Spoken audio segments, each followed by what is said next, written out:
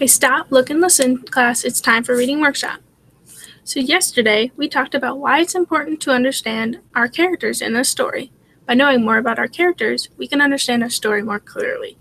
One way to understand characters is to use the pictures or the illustrations in a story. By using those pictures and illustrations, I can understand more about the characters than just what I read about them. Understanding this extra knowledge can help me understand the story and how the characters feel and how they act. So this means today we are all going to be reading the story Toot and Puddle. As we read, our learning target will be to understand our characters, Toot and Puddle, by observing the illustrations. By remembering what we talked about yesterday, we know that the characters in a book are the people that carry out the story and are a very important part of understanding the story. We also know that the characters can be very different from one another. So today we're going to read about two characters, Toot and Puddle. And in the story, Toot and Puddle are two different people who like different things. To help us see and understand how they're different, we're going to observe the illustrations in the story. So, Toot and Puddle by Holly Hobby.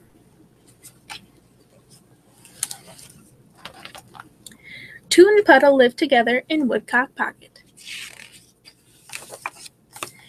It was such a perfect place to be that Puddle never wanted to go anywhere else. Toot, on the other hand, loved to take trips. He had been to Cape Cod, the Grand Canyon, and the Redwood Forest. One day in January, Toot decided to set off on his biggest trip ever. He decided to see the world. "Do you want to come along?" he asked. "We could start with somewhere warm and wild." So on this first page already, I see that the author is describing the two. This makes me think that maybe the author is comparing the two characters. So are the characters alike, or are they different? And turn to your neighbor to tell them what you think.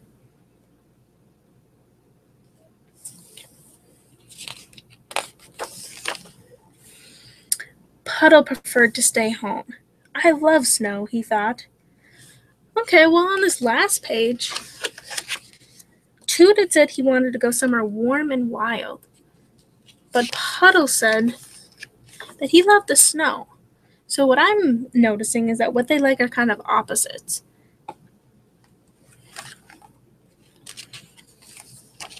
Okay. "Dear Puddle, I made some new friends in Africa. Is winter getting boring?" Toot. Meanwhile, presenting Puddle at Pocket Pond. So here again,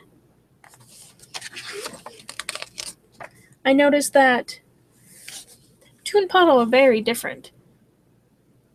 Can you turn to your neighbor and tell him what you found that's different about them? So I was listening to some of your conversations, and I noticed some of you talking about how Toot likes the warm water in Africa, while Puddle likes the snow and ice. They are two very different people. I bet you we'll find more differences as we keep reading. "Dear Puddle, Egypt is awesome. The pyramids are the greatest. Wish you could meet me at the oasis. Your friend Toot." March meant maple syrup. Puddle wished Toot were there to taste the pancakes. "Dear Puddle, can you believe I'm in the Solomon Islands? They're in the Pacific Ocean. I spent all day underwater. I love being in a school of fish. Has spring come yet? Your pal Toot." Yes, spring had arrived. Puddle was having mud season. Yay! "Hi, Puds. Am I in India or is this a dream? It's your birthday, May 3rd. Hope your party's the best. Friends forever, Toot." Back at Woodcock Pocket. "For he's a jolly good fellow, for he's a jolly good fellow, for he's a jolly good fellow that nobody can deny." "Dear Puddle, help! Mountain climbing is scarier than jumping out of a plane. Remember when I talked you into going parachuting? Your friends in the Alps, Toot." Puddle remembered. Okay, so far, Toot and Puddle have been very different. But on here I see they're doing the same thing, and they're both having fun.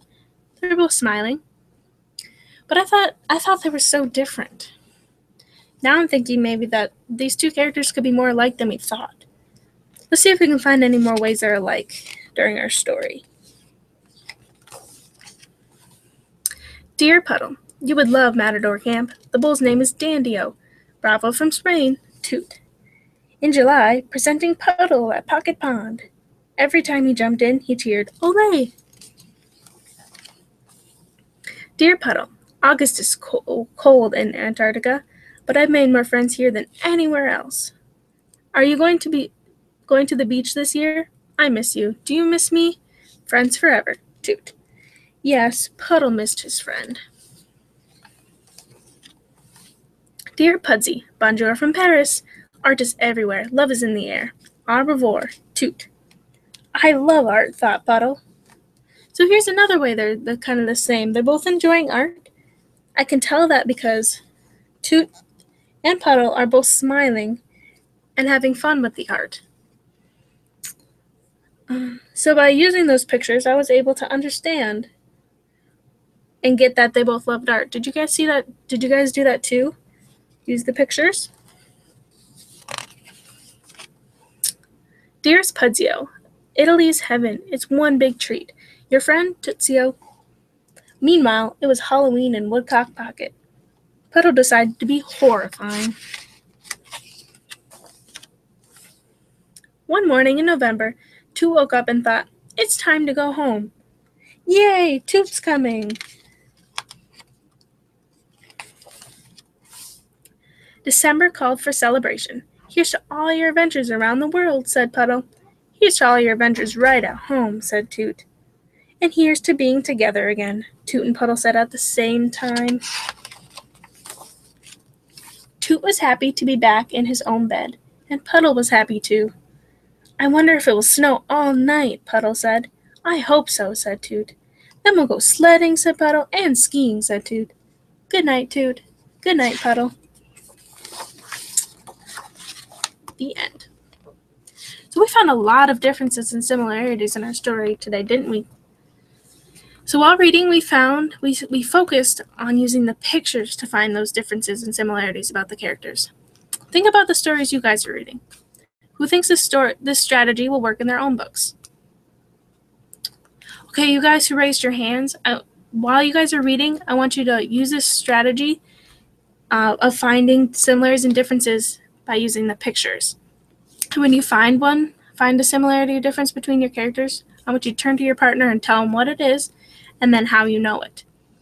Those of you who didn't raise your hand, I want you guys at the end of your reading to tell your partner why the strategy didn't work for your book.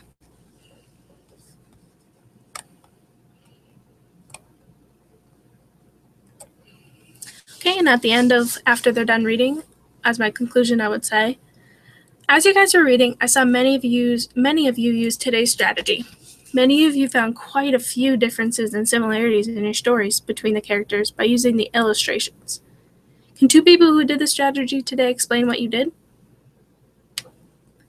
Now, as we all continue to read more and more books, we can use this strategy of using illustrations to understand about our characters so we can understand more about our story that we are reading. This is another strategy we can all do to make us better readers.